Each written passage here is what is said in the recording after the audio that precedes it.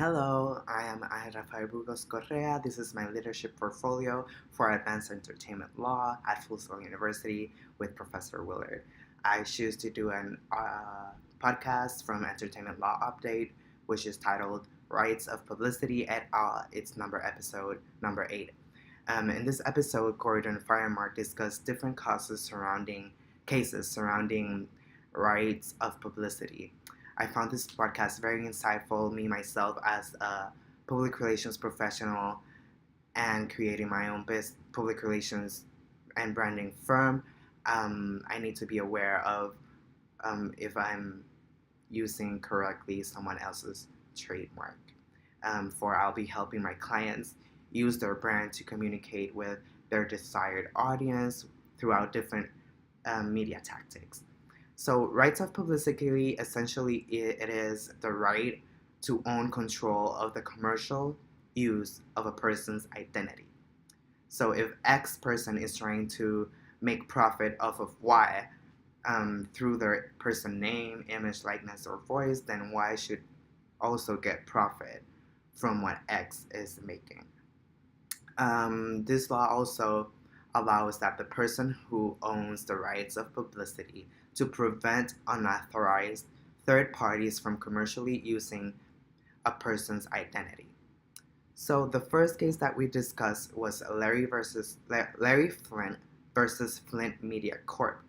So Larry Flynt won this case of trademark infringement due to that former employees misappropriated the rights of publicity when they created Flynt Media Corp, which confused a lot of customers that used to go to Larry Flynt's website.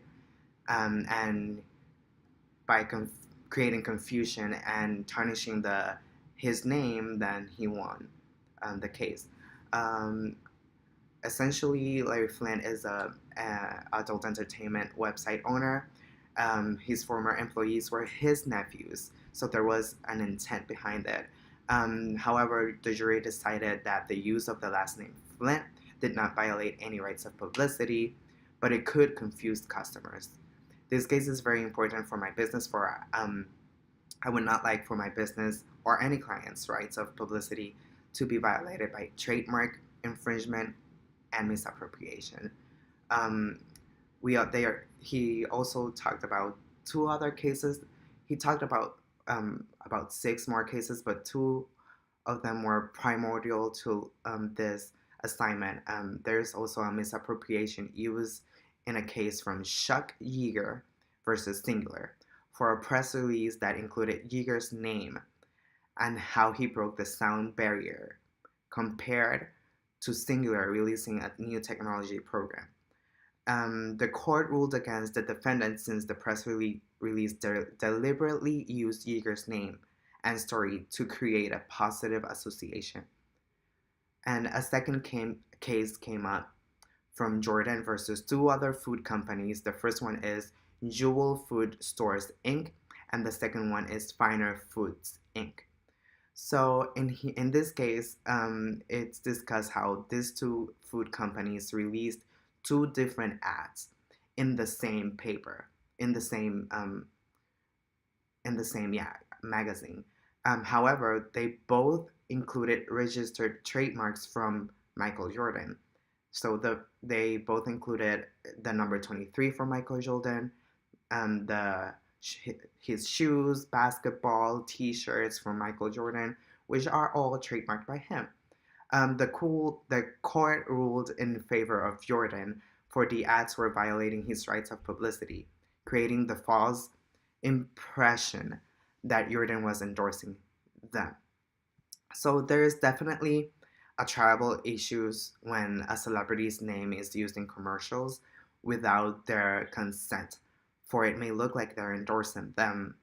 They're endorsing them, and they're also making a profit without the celebrity making any profit.